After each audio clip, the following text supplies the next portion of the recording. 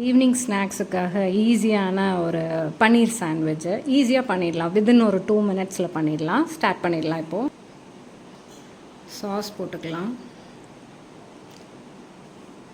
நான் இந்த மாதிரி ஒரு சின்ன சாண்ட்விச் மேக்கர் வாங்கியிருக்கேன்.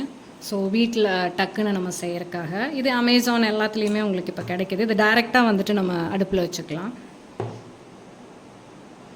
கொஞ்சம் சீஸு, கொஞ்சம் பெரிய வெங்காயம், கேப்சிகம், கலர் கேப்சிகம் வச்சுருக்கேன். ஸோ சும்மா ஒரு 2 பன்னீர் ஃப்ரை பண்ணி வச்சுருக்கேன். பன்னீர் ஃப்ரை வீடியோ ஆல்ரெடி நான் அப்லோட் பண்ணியிருக்கேன். ஸோ நீங்கள் அதில் பார்த்துக்கலாம். ஸோ இன்னொரு ஸ்லைஸ் ப்ரெட் எடுத்துகிட்டு அதுலேயும் டொமேட்டோ சாஸ் போட்டுக்கலாம். 2 சைடும் கீ போட்டுட்டு நம்ம க்ளோஸ் பண்ணிவிட்டு இப்போ டைரெக்டாக வந்துட்டு நம்ம கேஸில் வச்சிடலாம்.